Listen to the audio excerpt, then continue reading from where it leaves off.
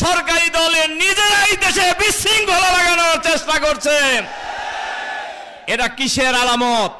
সব সময় আমরা দেখেছি সরকারি দল পরিবেশ শান্ত রাখার চেষ্টা করছে, এবারই আমরা ব্যতিক্রম দেখছি সরকারি দলের নিজেরাই দেশে বিশৃঙ্খলা লাগানোর চেষ্টা করছে।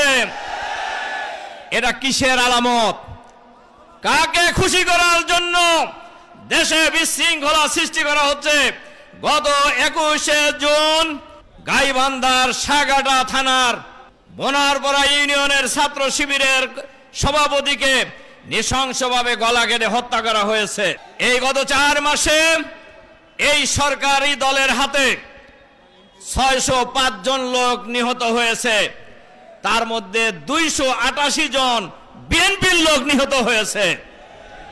যে দলের কাছে, যে সরকারের কাছে নিজের দলের মানুষের জীবনের নিরাপত্তা নেই, সেই দলের কাছে, সেই সরকারের কাছে বাংলাদেশের জনগণের জান মাল ইজ্জত আবরুর নিরাপত্তা আশা করা যায় না। সংগ্রামী ভাই এবং বন্ধুগণ, এজন্য আজকে বাংলাদেশের ফ্যাসিবাদের নতুন ফ্যাসিবাদের ডঙ্কা শোনা যাচ্ছে।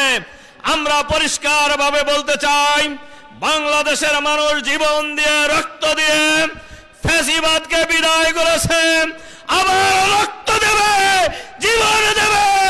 বাংলাদেশের মাটিতে আমরা কোনো ফ্যাসিবাদ আসতে দেব না ইনশাআল্লাহ।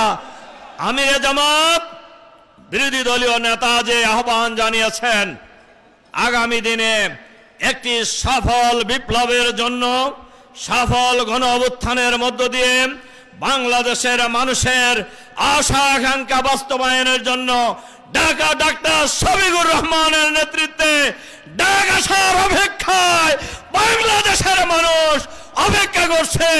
ডাক আসতে কি আপনারা জীবন দেওয়ার জন্য প্রস্তুত আছেন? আল্লাহ হাফেজ। বাংলাদেশ জিন্দাবাদ।